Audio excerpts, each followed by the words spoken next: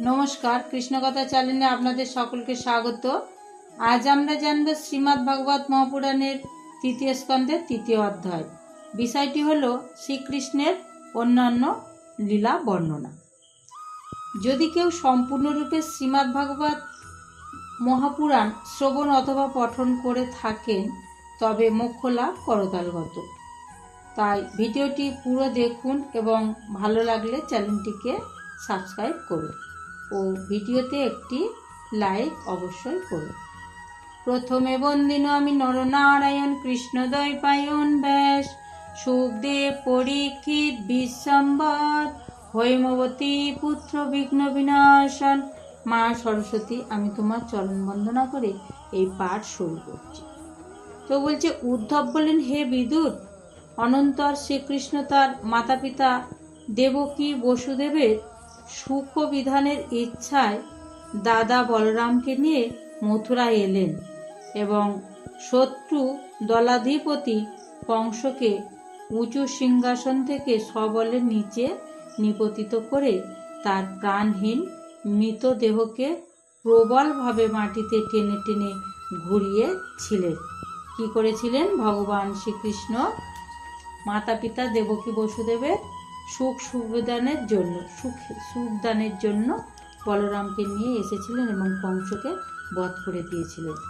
তো বলছে, সন্দীপনী মুনির কাছে একবার মাত্র উপদিষ্ট হয়ে সরাঙ্গদির সাথে সমস্ত বেদ অধ্যয়ন করে পাঠ সমাপান্তে পঞ্চজন নামক দৈত্যর উদার বিতরণ করে মুনির মৃতপুত্রকে উদ্ধার করে গুরু দক্ষিণা দিয়েছিল।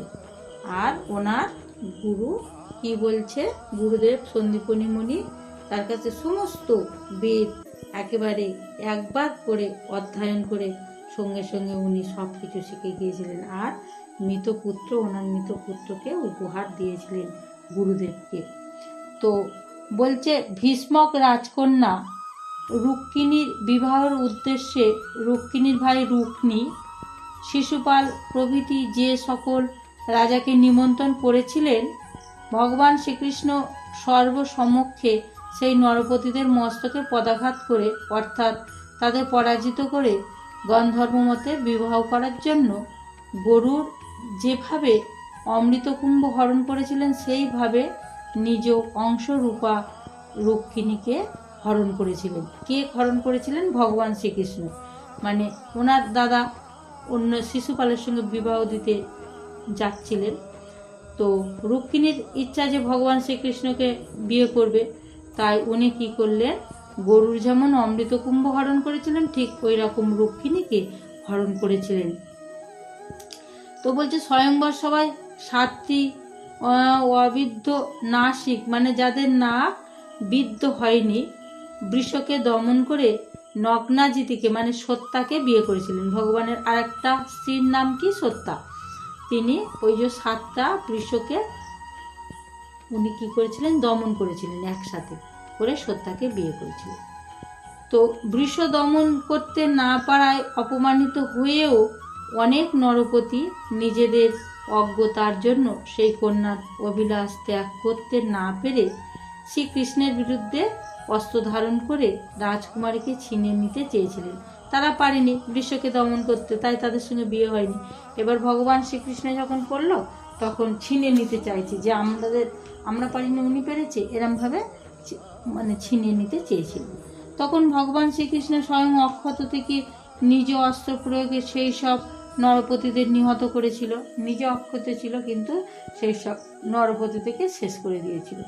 তো বিষয়ী পুরুষদের মতো লীলা করার ইচ্ছায় নিজে স্বতন্ত্র হয়েও স্ত্রী পরতন্ত্রের মতো প্রিয়তমা সত্যভামাকে খুশি করার জন্য স্বর্গ থেকে পারিজাত বৃক্ষ এনে দিয়েছিলেন।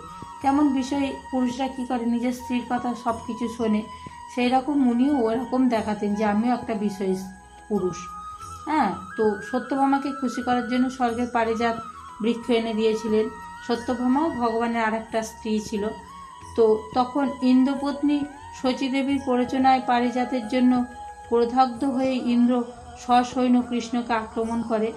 কারণ ইন্দ্র নিশ্চয়ই তার প্রিয়তমাদের ক্রীড়া মৃগ ছিলেন, মানে স্ত্রীদের আর কি।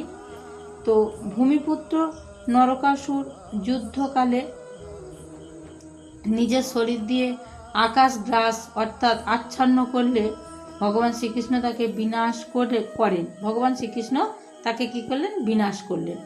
তখন নরকাসুরের জননী ধরিত্রী দেবীর কারণ শ্রীকৃষ্ণ নরকাসুরের পুত্র ভগবত দত্তকে অবশিষ্ট রাজ্য প্রদান করে তার অন্তঃপুরে প্রবেশ করলেন। নরকাসুরের পুত্রকে তার রাজ্য প্রদান করে কি করলেন?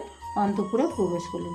সেই অন্তঃপুরে নরকাসুর দ্বারা যেসব রাজকন্যা অপহৃতা হয়েছিল, মানে হরণ করে নিয়েছিলেন, আর্তবন্ধু শ্রীকৃষ্ণকে দেখে তারা তৎক্ষণাতেই উঠে দাঁড়িয়েছিলেন যে আমাদের আর্তের বন্ধু, যে প্রকৃত দয়াবান, সেই শ্রীকৃষ্ণকে উঠে দাঁড়িয়ে তৎক্ষণাৎ তারা কি করলেন? প্রণাম করলেন এবং হর্ষ, লজ্জা ও অনুরাগ বশে কটাক্ষপাতে শ্রীকৃষ্ণকে প্রতিরূপে বরণ করেছিলেন। হ্যাঁ, দিয়ে ভগবানকে বরণ করেছিলেন চোখের দ্বারায়, শিহরণের দ্বারায়। তো অনন্তর ভগবান তার অসীম অচিন্ত শক্তি যোগমায়ার দ্বারা সেই কন্যাদের বাসনা অনুসারে বহু রূপ হয়ে একই মুহূর্তে বিবাহিত অনুষ্ঠান পৃথক পৃথক ঘরে অবস্থিত সেই সকল কন্যাদের শাস্ত্রমতে পানি গ্রহণ করলেন। কি করলেন? সবার একসাথে বিয়ে করলেন। একই কন্যা, সব কন্যাদের পৃথক পৃথক হয়ে তিনি সকলের একসাথে বিবাহ করলেন। তো স্বীয় লীলা আরও বিস্তৃত করার মানুষের সেই সব রমণীর প্রত্যেকের গর্ভে আত্মতুল্য, মানে রূপ গুণ বিশিষ্ট 10টি পুত্র উৎপাদন করেছিলেন। সকলের গর্ভে 10টি করে পুত্র উৎপাদন করেছিলেন। তো কালযাবন, জরাসন্ধ এবং শাল্য প্রভৃতি নৃপতিগণ নিজ নিজ বিশাল সৈন্যবাহিনী নিয়ে যখন মথুরা ও দ্বারকাপুরী অবরোধ করে, তখন ভগবান ক্ষেত্র বিশেষে নিজে অথবা তার আপনজনদের নিজের অলৌকিক শক্তি দান করে শত্রুদের বধ সাধন করিয়েছিলেন। হ্যাঁ, নিজেও করেছেন এবং নিজের আপনজনদেরও শক্তি দান করে সেই সব শত্রুদের নিধন করিয়েছিলেন। তো তাছাড়া তিনি সম্বর, দ্বিবিদ, বানাসুর, মূর, দন্তবক্র প্রভৃতি অন্যান্য যোদ্ধাদের কাউকে কাউকে স্বয়ং বিনাশ করেছেন, আবার কাউকে কাউকে অন্যদের দ্বারা নিহত করিয়েছেন। এরপর তিনি যেসব রাজার সৈন্যভারে পৃথিবী কম্পিতা হতো, যেসব রাজার প্রচুর প্রচুর সৈন্য ছিল, তাদের সৈন্যভারে পৃথিবী কাঁপত, তো বলছে আপনার ভাই ধৃতরাষ্ট্র ও পাণ্ডুর ছেলেদের পক্ষ নিয়ে যারা যুদ্ধ করতে কুরুক্ষেত্রে এসেছিলেন তাদেরও সংঘাত করেছেন। কর্ণ, দুঃশাসন এবং সুকিনীর কুমন্ত্রণায় হতশ্রী ও ক্ষীণায়ু দুর্যোধন যখন ভীমের গদাঘাতে ভগ্ন উরু হয়ে অনুচর বর্গের সঙ্গে ধরাশায়ী হয়ে পড়ে রয়েছে, তা দেখেও ভগবান শ্রীকৃষ্ণ আনন্দ লাভ করতে পারেননি।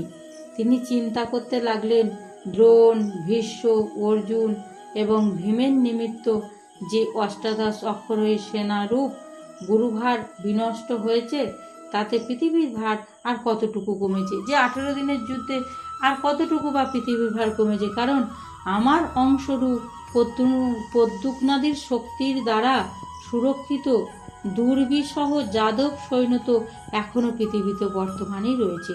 যে এই সব রাজারা নয় নিহত হলো, কিন্তু এখনও আমার যাদব সৈন্য তো বর্তমান রয়েছে।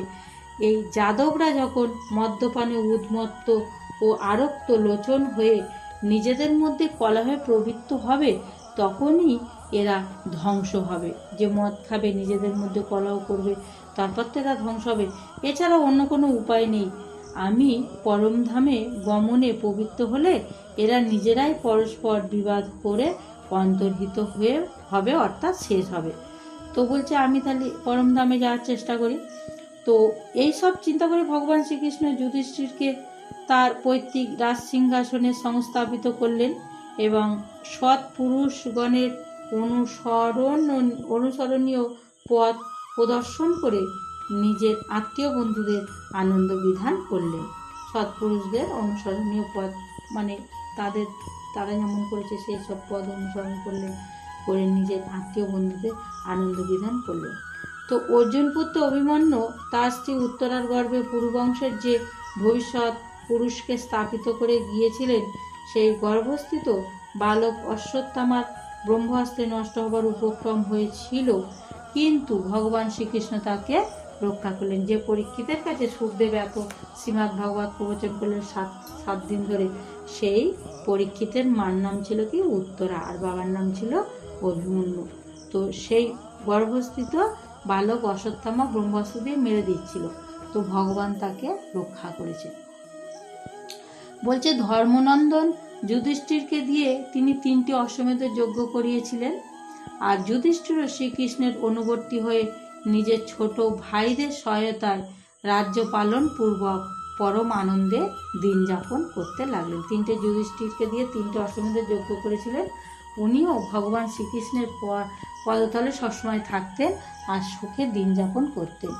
তো বিশ্বজনের পরমাত্মা স্বরূপ ভগবান শ্রীকৃষ্ণ দ্বারকাপুরীতে অবস্থান করে লোক এবং বেদের মর্যাদা রক্ষা করে আত্ম অনাত্ম বিবেকরূপ সংখ্যাযোগ অবলম্বন করে নিরাসক্ত হয়ে ভোগ্য বস্তু সকল উপভোগ করেছিলেন। আর কি বলছে, বিশ্বজনের পরমাত্মা স্বরূপ, সবার পরমাত্মা স্বরূপ সেই ভগবান শ্রীকৃষ্ণ দ্বারকাপুরীতে অবস্থান করে লোক এবং বেদের মর্যাদা রক্ষা করেছিলেন, সকলের মর্যাদা রক্ষা করলেন। আর বিবেকরূপ সংখ্যাযোগ অবলম্বন করে নিরাসক্ত, মানে কোনো আশা নেই, চাপা নেই, নিরাসক্ত হয়ে ভোগ্য বস্তু সকল, মানে যেসব বস্তুর দ্বারাই ভোগ হয় সেই বস্তু সকল উপভোগ করেছিলেন ভগবান। তো স্নিগ্ধ সহস্র দৃষ্টি, অমৃততুল্য বাক্য আর অনিন্দনীয় চরিত্র এবং সমস্ত শোভা ও সৌন্দর্যের নিবাস নিজের শ্রী বিগ্রহ দিয়ে এই মর্তলোক ও স্বর্গলোকে বিশেষ করে যাদবদের আনন্দিত করে স্বয়ং নানাবিধ ক্রীড়া করেছিলেন। আর রাত্রিতে প্রিয়তমাদের সাথে ক্ষণিক অনুরাগ প্রদর্শন করে সময়োচিত ক্রীড়া করতেন এবং এইভাবে তাদেরও আনন্দ দিতেন। তো কি বলছে, যে স্নিগ্ধ সহস্র দৃষ্টি, ভগবানের দৃষ্টি ছিল খুব স্নিগ্ধ, নির্মল, অমৃততুল্য বাক্য, কথা ছিল অমৃতের মতো, অনিন্দনীয় চরিত্র, ভগবানের চরিত্রে কোনো নিন্দা ছিল না, সমস্ত শোভা ও সৌন্দর্যের নিবাস, যা কিছু ভালো সুন্দর ছিল সব ওই দেহের মধ্যেই নিবাস করত। তো বোঝে নিজের সেই বিগ্রহ দিয়ে এই মর্তলোক ও স্বর্গলোককে বিশেষ করে যাদবদের নানাবিধ ক্রীড়া করেছিলেন, যাদবদের নিয়ে আনন্দের ক্রীড়া করতেন। আর প্রিয়তমাদের সাথে কি করতেন, ক্ষণিক অনুরাগ প্রদর্শন করে, রাগ অনুরাগ প্রদর্শন করে কি করতেন, রাত্রিতে তাদের সঙ্গে সময় কাটাতেন, এইভাবে তাদেরও আনন্দ দিতেন, তার প্রিয়তমাদের আনন্দ দিতেন। এইভাবে বহু বর্ষ ক্রীড়া করতে করতে তার গৃহশ্রম সম্বন্ধীয় ভোগ সামগ্রীতে বৈরাগ্য উৎপন্ন হলো। এত ভোগের সামগ্রী ছিল, বহুদিন ভগবান ভোগ করলো নিরাসক্ত হয়ে, মানে কোনো চাপ ছিল না, সেইভাবে ভোগ করে কি হলো, ভগবানের লাস্টে কি হলো, বৈরাগ্য জন্মালো, মানে আর ভালো লাগছে না। তো এই সব ভোগ সামগ্রী ঈশ্বরের অধীন এবং জীব তার অধীন। তো যজ্ঞেশ্বর ভগবান শ্রীকৃষ্ণই যখন এই সবে বৈরাগ্য জন্মালো, তখন ভক্তিযোগ অবলম্বন করে যে ভক্ত তার অনুবর্তী হয়েছে, কামাদি ও যার অধিষ্ঠাধীন, সেই রকম কোন ব্যক্তি স্বকৃত কর্মের ফলস্বরূপ অনিত্য স্ত্রী পুত্র ও গৃহাদিতে কি বিশ্বাস ও প্রীতি লাভ করতে পারে? তো কি বলছে, যজ্ঞেশ্বরের ভগবান শ্রীকৃষ্ণেরই যখন এই সবের বৈরাগ্য জন্মালো, যার কোনো আসক্তি নেই জন্মালো, তখন সেই ভক্তিযোগ অবলম্বন করে যে ভক্ত তার অনুবর্তী হয়েছে, সেই ভক্তিযোগ অবলম্বন করে যে মানুষ, যে ভক্ত তার ভগবানের শ্রীচরণে নিজেকে অর্পণ করেছে, তো কামাদি যার অধিষ্ঠাধীন, সেই কাম তো অধিষ্ঠা থাকবেই, সেই রকম কোন ব্যক্তি স্বকৃত কর্মের ফলস্বরূপ, মানে নিত্যকর্ম আর ভগবানের চরণে করা কর্ম, তো নিত্যকর্ম মানে তো এই কর্মের ফলটা তো পাওয়া যাবে, তাই বলছে স্বকৃত কর্মের ফলস্বরূপ অনিত্য স্ত্রী পুত্র, যার কোনো মানে স্থায়িত্ব নেই, সেই স্ত্রী পুত্রকে ওই জন্য বলছে অনিত্য পুত্র গৃহাদিতে কি বিশ্বাস ও প্রীতি লাভ করতে পারে? সবই তো অনিত্য, একদিন না একদিন চলে যেতে হবে, সেই জন্য বলছে বিশ্বাস ও প্রীতি লাভ কি করতে পারে? তো বলছে একদিন দ্বারকাপুরীতে খেলা করতে করতে যদুবংশীয় ও ভোজবংশীয় বালকগণ মনীশ্বরদের ক্রোধের কারণ হয়েছিল। খেলা করতে করতে ওরা কি হলো, মুনিশ্রেষ্ঠদের ক্রোধের কারণ হলো। মুনিগণও ভগবানের অভিপ্রায় জানতে পেরে সেই সকল বালকদের অভিশাপ দিয়েছিলেন। মুনিগণ কি করলেন, এটা ভগবানের অভিপ্রায় মানে ভগবানের ইচ্ছা বলে অভিশাপ দিলেন। এই ঘটনার কিছুদিন পরে মহামায়ায় বিমোহিত হয়ে বৃষ্ণি, ভোজ ও অন্ধক বংশীয় যাদবগণ সহস্র চিত্তে রথে চড়ে প্রভাস তীর্থে গমন করলেন। তারা মায়ায় বিমোহিত হয়ে গেলেন, দিক হারালেন আর প্রভাস তীর্থে গমন করলেন। সেই তীর্থজলে স্নান করে সেই জল দিয়ে দেবতা, ঋষি ও পিতৃগণের তর্পণ করে ব্রাহ্মণদের নানা গুণযুক্ত দুগ্ধবতী ধেনু প্রদান করলেন। ব্রাহ্মণদের দুগ্ধবতী গরু দিলেন। তারা সোনা, রূপা, শয্যা, বস্ত্র, মৃগচর্ম, কম্বল, পালকি, রথ, হাতি, অলঙ্কৃতা বালিকা এবং জীবিকা উপযোগী ভূমি আর মধুরাদি রসযুক্ত বহুবিধ পণ্য ভগবানকে নিবেদন করে ব্রাহ্মণদের দান করলেন। ব্রাহ্মণদের প্রচুর দান দিলেন, মানে জীবিকা উপযোগী ভূমি মানে যে জমিতে চাষ করলে খাদ্য হয়, বেঁচে থাকা যাবে, সেই সব ফসল উৎপন্ন করলে। তারপরে বালিকাদের সব অলঙ্কারে সাজিয়ে এইসব করে ব্রাহ্মণদের দান করলেন।